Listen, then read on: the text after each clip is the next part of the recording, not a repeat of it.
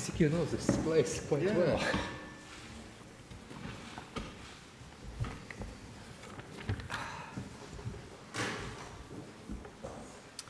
You have to use headphones. You have to use headphones. Labdien, godātie žurnālisti! Good morning, dear journalists. I'm happy to see you here today and to congratulate you together with my colleagues from Estonia, Lithuania and Germany.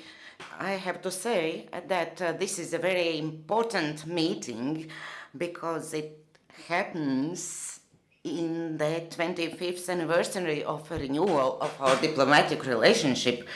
When we discussed that with our colleagues, then this format 3+1 of foreign ministers of the Baltic states and Germany that has been established many years ago has become a very important part of our cooperation because during the time when we started from regional cooperation, now we are already discussing our bilateral relationship, regional cooperation, security, the future of European Union. So these issues touch upon Minsk agreement and we expand our agenda every time. As you noticed, we started this press conference a bit late. But before that, I would really like to express what we in particular noted today with our colleagues.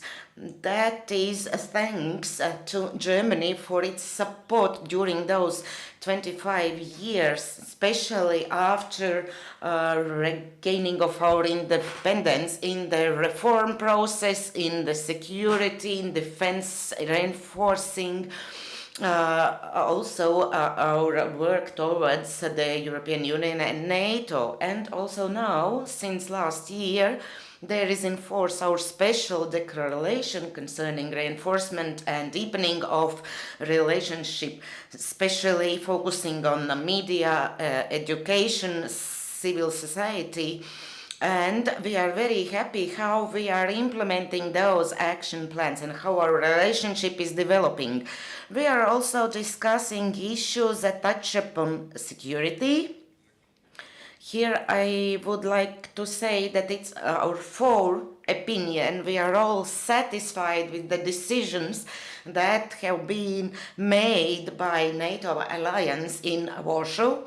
We really consider that these steps that have been setting, like withdrawal policy as well, and here we evaluate involvement of Germany in forming of the battalion in Lithuania, like Latvia in Canada and USA in Poland. So we evaluate that, we consider these were the right decisions. At the same time, we emphasize that it is very important to work also on dialogue and engagement in solving those issues that are important for us, let's say, concerning Russia. And our opinion is really unified that we need to reinforce our security and defense. At the same time, we have to have dialogue with Russia Federation. It already happens in the dialogue between NATO and Russia. It started in April, continued after Warsaw Summit. And there is a special session where we talk about Ukraine, regional security, also issues that lessen the strain in the region. We also discussed proposals with which Frank Walter came ahead in the control field. That is a good basis for our discussion. We also consider that here it is really important to try to find those ways in which to improve security situation in Europe, of course not stepping back from our basic principles. So I would like to say also that currently, at least next to me, there is a presiding country of Yeah, so I have to say that we agreed to continue this conversation. We, of course, understand that these are just proposals for discussion, not some pace to go. We have to agree upon that. We also talked about Minsk agreement and implementation, and we consider that this Normandian format is very important to continue constructively with the escalation of the situation. Unfortunately, we see that Minsk agreement is still violated, so we had hopes for the 1st of September. And here we really evaluate the role of Germany and France in this Normandian format. We express our support, but at the same time we consider that if Minsk agreement is not implemented, then it's too early to talk about some common European policy concerning sanctions. But we will still have time for that. We will discuss that in October and then in December. So my colleague Frank-Walter Steinmeier once said that also ministers can allow to hope, whether that's Syria or any other country. Without hope you cannot work. When we talk about the European Union, we will continue our dialogue. After this press conference, we will talk in the panel discussion about the future of Europe. And security and economy, these are top priorities currently for citizens of the EU. And my colleagues will talk more about these issues. And we concluded our discussions with fight to terrorism, ISIL, Daesh, and we congratulate the recently achieved agreement between the USA and Russian Federation. And we hope that other regions will be quite conservative and will implement this agreement. And here it's very important to receive support from an agreement from Turkey, from Saudi Arabia, from Iran and Syria. They should be engaged. That is probably shortly about what we discussed with my colleagues, and now I would like to invite my colleagues to add something if you are ready.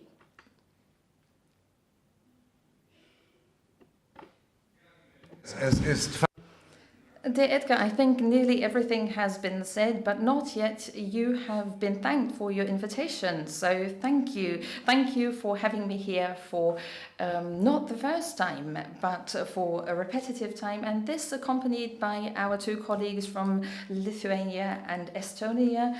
I am very happy, dear Linas and dear Matti, that we have continued our tradition of the 3+1 meeting here in Riga, and this at a special point in time, the 25th year of independence, the 25th year of the re-establishment of diplomatic relations between our countries. So this is a point in time that can also give us an opportunity to look back with great respect. Look back on the way that your countries have embarked on throughout these past 25 years.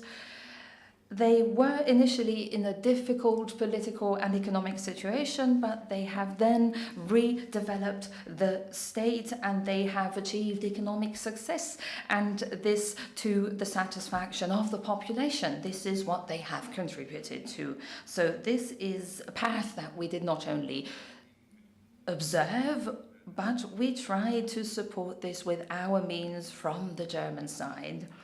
And in my second term of office, I think it is already the 7th time that I am visiting the Baltic states, and this fact alone is already proof of how important we believe the development in these 3 Baltic countries is, and how much we would like to support you in the future as well, as we will do. So we are meeting at a time that is difficult for Europe. We have different opportunities throughout the day to discuss the state after the decision of the UK to leave the European Union. But I believe that this is not a British event alone. No, it has caused some difficult discussions for Europe in total, and at different levels, at different meetings of ministers of foreign affairs, we sensed how diverging the opinions are on how Europe can meet with a stronger agreement of the population within the member states of the European Union. So we have to see to it that the diverging views on how this can happen need to be reconciled in the months to come. A first test might be the meeting of the heads of government in Bratislava, because then we might be able to find out what the different views of the different member states are. But we also know from our different meetings, also at the foreign ministers meeting at Bratislava, or the meeting I had with the Visegrad states, we do know that we have very different opinions, but even so we can reconcile them. That is, those that say the future of Europe will be in the next major courageous integration step, and then there are others who have the opposing view, and they say we have to go back to where we started and we have to roll back the steps of integration within the European Union. And in between there are so many different nuances in between these two poles. So within the next months to come, we need to really unite our efforts in order to develop our common European approach and solidify it. We also spoke about the situation in this region, and this is something which is a matter close to our heart, not only since the beginning of the Ukraine crisis, but since the beginning of the Ukraine crisis in particular. Everybody knows this, and the debates at the NATO summit have also clearly voiced this. Ever since the annexation of Crimea has taken place, the security situation has objectively changed, and this is not only a subjective perception of threat. And this is why we believe that with the decisions we took in Warsaw, we have made an essential contribution to the improvement of security, not only in Eastern Europe, but in NATO at large. And I think that also takes into account that Germany has made a contribution as a framework nation. In this case, in Lithuania, we will make our contribution to this as well. I'm also very happy that in Warsaw, we also held a very open debate on what is needed, on the one hand, in order to strengthen our own defense efforts, and on the other hand, we had a debate on how, as NATO, as European Union, we can behave towards those that have changed the security situation. And I think that we are in agreement on the fact that you have to do one thing, namely enhance our defense efforts, and on the other hand, we have to try and be more specific when it comes to either engagement or dialogue, whichever words you choose, and try to make offers in order to find out and test whether Russia is willing, under the aspect of common security, to make efforts that were not made in the past or that were left behind in the past. So the European security architecture, after the annexation of Crimea and the destabilization of eastern Ukraine, has of course been touched upon, and this is something which is not called into question. So the third point I would like to briefly address, because it was also a subject matter that we addressed in our debates, is Syria.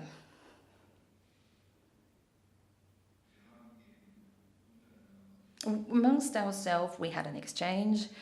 We shared our views. In view of the situation, it is way too early in order to comment on the truce and whether this truce will be sustainable. It only started yesterday night, and it is not the right point in time in order to make any forecasts that would merit the name. But with regard to the latest news that we have from last night, and just before midnight, I was talking to my Saudi Arabian colleague from Berlin. At least in the first hours of the truce, it has been the case that there has been a clear reduction of violence. Whether this is something which is going to be upheld waits to be seen, but all four of us believe that the conflicting parties in Syria need to adhere to what has been agreed after the most difficult negotiations that have taken place over days and weeks. So after the trenches have been overcome, bridges have been built by at least Russia and America, and there are joint views on how the conflict can be de-escalated. So we hope that the other conflicting parties might also use this as an orientation. We are not simply saying this because it is going to be something which is not an easy job, but we're saying this because the situation of people living in Aleppo is just unbearable. And this is why the situation cannot remain unchanged. We need at least suspension of violent activities, that is a truce, in order to be able to provide what is most needed to the local population: food, water, basic medical care. This is what needs to be brought into Aleppo. The truce is not only an instrument, a break in order to provide humanitarian assistance that is needed, but this is also the decisive prerequisite for returning to a political process and political talks. So this is to say that the talks about the political future in Geneva have to be resumed, and they can only be resumed. There is a clear position of the so-called moderate opposition that is at the moment mostly located in Riyadh, and they say that only if the truce is maintained, only in that case, we will resume the talks about Syria's political future in Geneva. So we are in a decisive phase now, and I think Edgar's is right. Foreign ministers also need reasons for a little hope, and we have them. Thank you.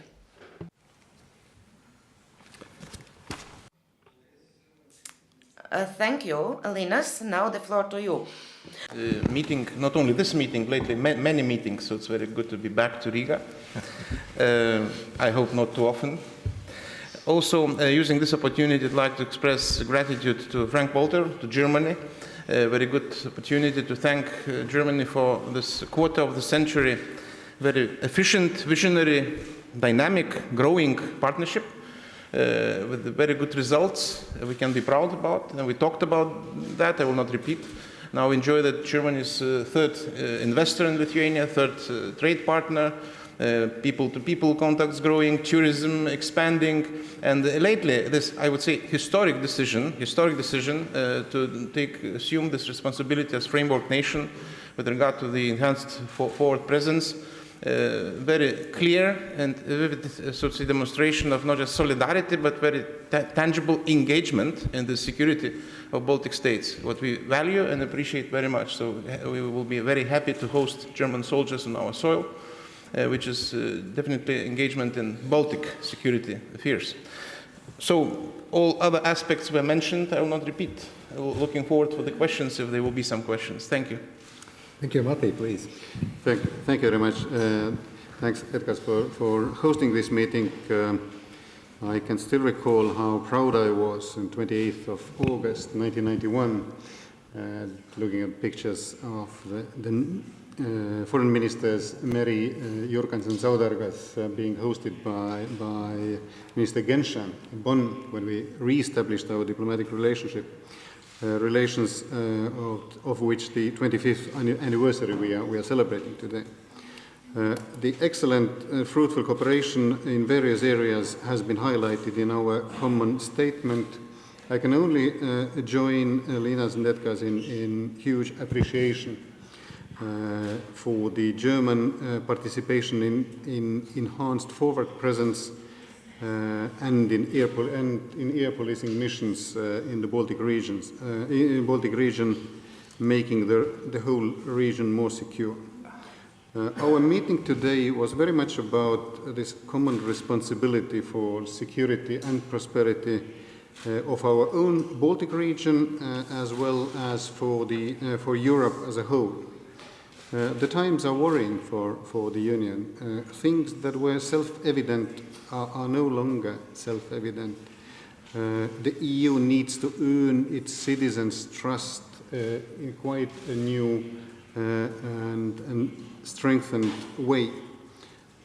For us, it's best done by delivering on concrete things that matter for citizens. In the field of security, definitely on the border security, in fighting terrorism, but also in the areas like strengthening the single market and especially the digital single market. Like the previous speakers, of course, we touched upon the EU's policy towards Russia. It is working. There's nothing to be embarrassed about. The Union must stay its course. And in the Minsk framework, we all support the German and French efforts in restoring Ukraine's sovereignty and territorial integrity. Thank you. Paldies, thank you. So, please.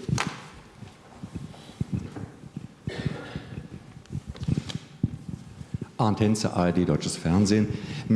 ARD German TV, the joint final statement is mentioning the enhanced defense efforts, but there is no mention of the dialogue with Russia, and there is also no mention of the conventional arms control that the German foreign minister is advocating. So, question to the German foreign minister, how central, how key is this arms control concept vis-a-vis Russia? Is this nice to have, or is this something that you are also advertising? Question to the Lithuanian foreign minister, you were rather skeptical when it came to this concept. Can you hear me? So, a question to you. So far, you were pretty skeptical when it came to Mr. Steinmeier's concept on arms control. And has this skepticism now been replaced by something else, or where does your skepticism come from? And in Bratislava, will you also discuss the topic of a common European army? Because there are some European states that would like to have this. Herzlichen Dank für Ihre Frage. Es gilt das, was Thank you very much for your question. Thank you very much for your question. Well, what I said last at the meeting of the EU foreign ministers in Potsdam is still something that I am upholding. I am very happy that we agree within the OSCE, but I am also saying this with regard to the deliberations and meetings we had within NATO. In order to start with the topic of NATO, I think what Warsaw demonstrated is a reminder that there is a NATO philosophy which has always been based on two pillars. One pillar is the enhancement of our own defense efforts if a change in the security situation makes this necessary, and I commented on why I believe this was necessary before. Then there is a second pillar the NATO philosophy is based on, and this is called engagement, or the willingness to dialogue, as we would call this in German. So on the side of deterrence, we have taken very specific and concrete decisions, and they were also commented here on the panel during this press conference with a German participation, especially when it comes to our role as a framework nation in Lithuania. And now we also need to start with making the side of engagement or dialogue more concrete. So I would like to advise us to test what is possible and do this in areas where we believe there is a need for it. Arms control agreements exist from the past, and these are either expiring or they are no longer observed. And what is even more urgent, that do not take account of the development of new technologies, for instance, in the field of drones, cyber warfare, or space armament. And this is why I believe that there is an interest and also a necessity on our side to put this topic back on the agenda. At the OSCE meeting in Potsdam, I had the impression that most, at least, showed an interest in participating in this debate. I publicly and elsewhere said, of course, there is no guarantee that such efforts will be a success. Or let me put this differently. If such initiatives are launched, you never know if they are going to be a success. But not even to try it in view of the risks would not be very responsible. So we are at the beginning of a process. We are not at the beginning of negotiations. We are in the process of discussing amongst ourselves, and we have to see how far we can get within the next months. I hope that there will still be support for this effort, because then we can only test whether the other side is also willing to go along this way together with us. First of all, needless to say that all efforts are commendable with regard to the engagement, especially when it has to do with the confidence building. We know how it's difficult, including arms control also. Russia has very poor record so far in complying to international norms, principles. So that's the point. So we do understand all efforts which are needed. What we are trying to say, that's very important to take into account, as I said, legacy so far, record so far, very important to be consistent. Also, probably also very important to clearly say that Russia must comply to international law, not to self-invented rules, which is sometimes the case. And we shouldn't help Russia to destroy existing European security architecture, which is always, we can register these efforts. And definitely not a very good idea, I already mentioned once, that if someone violates traffic lights, it's not the best solution to remove the lights. Then there will be no violations. But this is really not the most efficient way to go. So they really must comply, and we have to remind it. But as I said, all efforts are important. It was very difficult even on bilateral. More simple things were not implemented.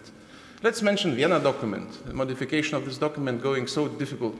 Although it could be very easy technically and practically to adjust, and if it will be goodwill. I can add that bilaterally we had also some arrangements, and they walked away from some of them on CBMs on Kaliningrad, for instance.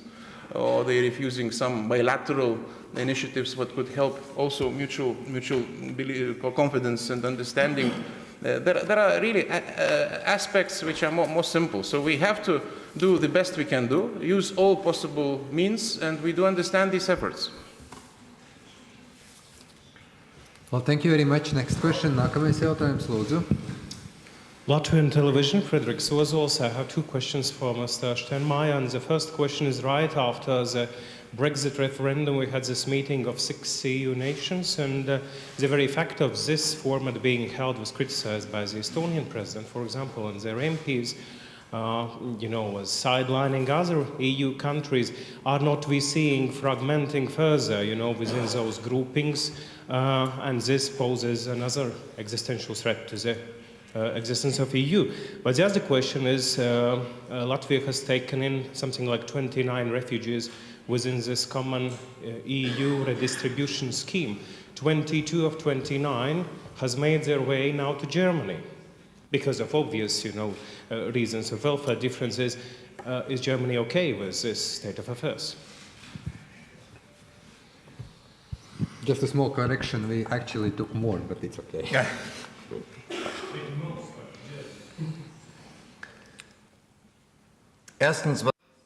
First, when it comes to the meeting after the Brexit referendum in the UK, my feeling about the meeting that you recall is actually no longer up for debate. And I would like to advise you to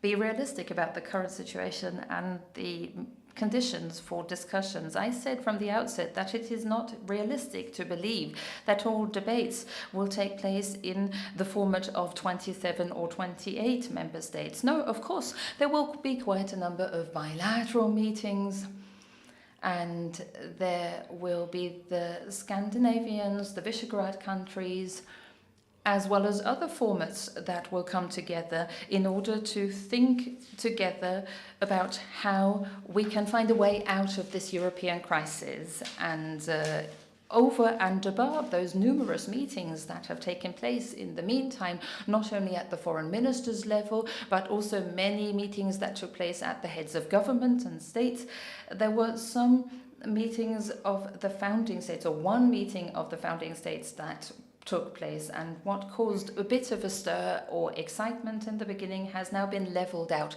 by hundreds of other meetings that took place in smaller formats afterwards. For 25 years I have been in politics, and I know that such consultations in smaller formats are needed. What matters most is that you then carry this back into the format of 27 and adopt a common position. And this is something that we still have to embark on. And I tried to describe before that this is not going to be an easy way to embark on, and that we have to remove one or the other obstacle, because the expectations, as far as I found out from these discussions, are different. When it comes to the refugee situation, I believe that what we are truly concerned about in Europe are not only the 20 refugees that have found their way from Latvia to Germany. What is concerning us much more is that within the last 12 months, we have found no way so far to find a common European practice when it comes to addressing migration movements. So I would like to expressly thank the 3 Baltic states, because they were open to the discussion about the necessary harmonization of the European migration and refugee policy. They were not putting up obstacles, but they were open to the debate. But you also know that at the end of the day, we were not successful. This only goes to show that this is an area, apart from the guarantee of security, where in Europe we have to make progress. Despite all the difficulties, we have to find common positions, and I do believe that these are 2 areas where the population of the European member states wants results and not only discussions.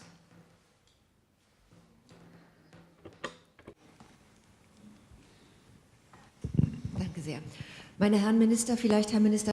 Ministers, maybe Minister Steinmeier, you could start. Your Luxembourg colleague Asselborn, in a newspaper interview today, made the proposal of considering to exclude Hungary from the European Union because of Hungary's position in the refugee crisis, and also because of Hungary's position when it comes to freedom of the press and rule of law standards. First question, was this something you agreed on in the circle of the foreign ministers of the European Union? Maybe Minister Steinmeier, you can comment on this. Well, you will have found out that this was not a position that was agreed upon within the European states. And this is why my first comment is that Europe is in a difficult phase that is posing many challenges, which we have to live up to.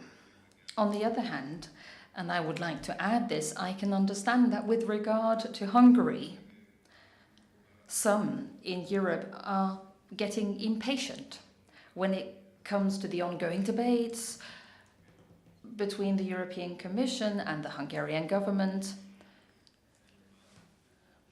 But this is not my personal position to throw a European member state out of the door. No, we have to live up and face to the complicated debates that we will have to hold.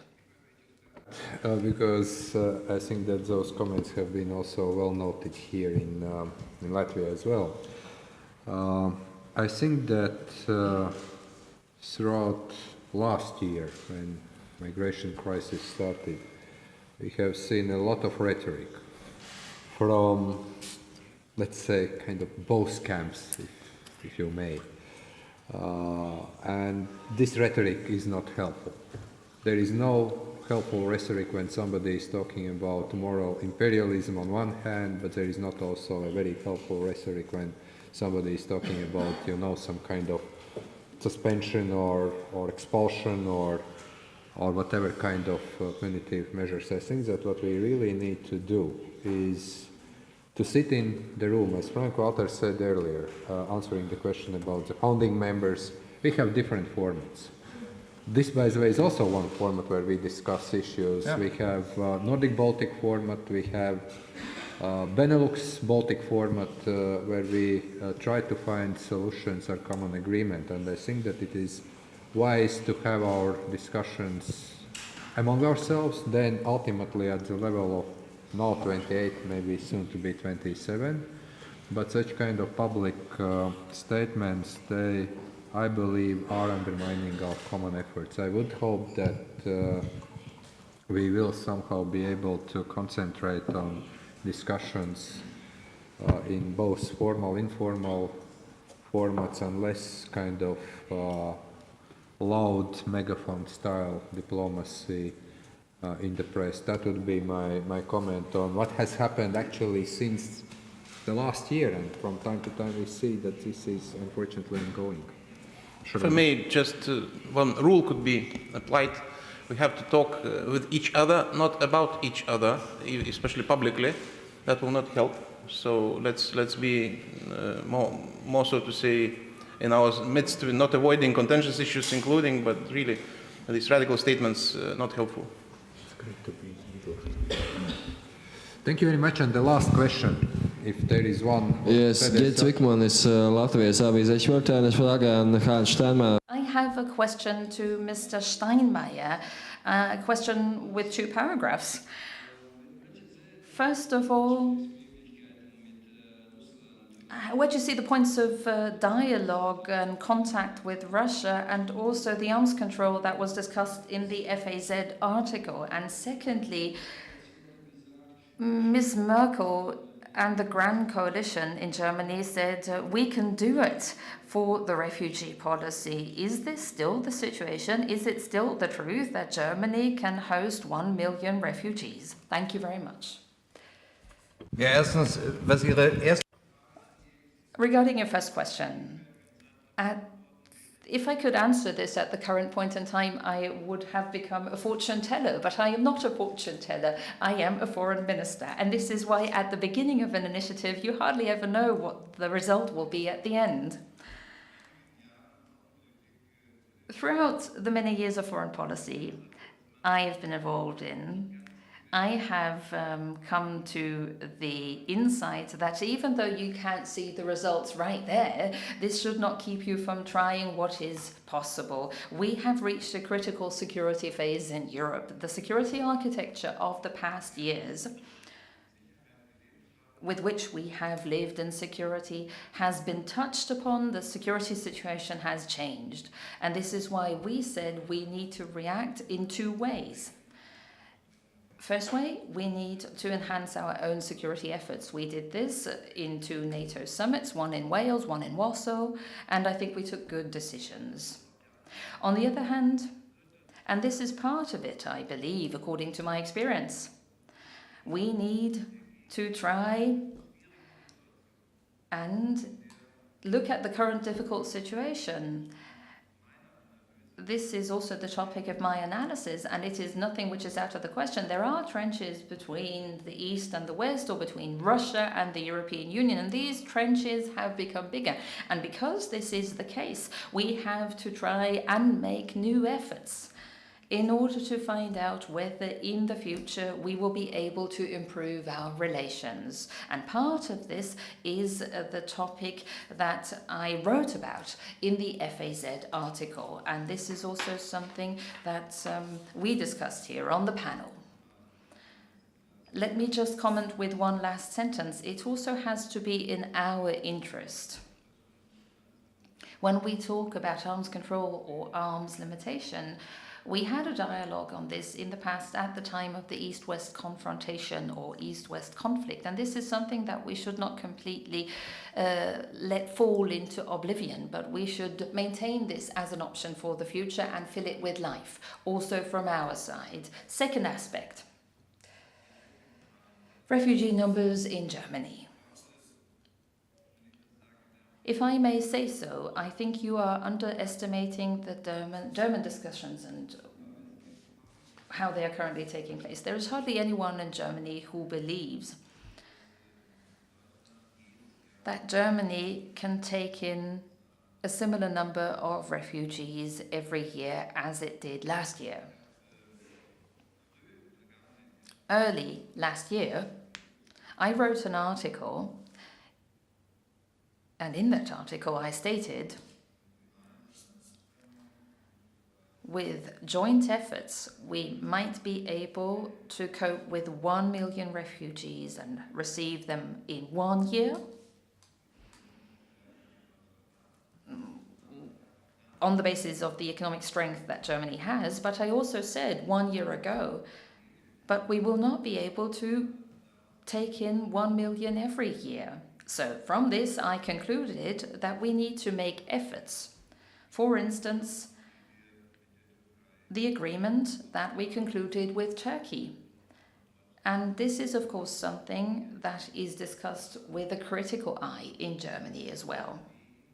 But for the time being, I do believe that we can say,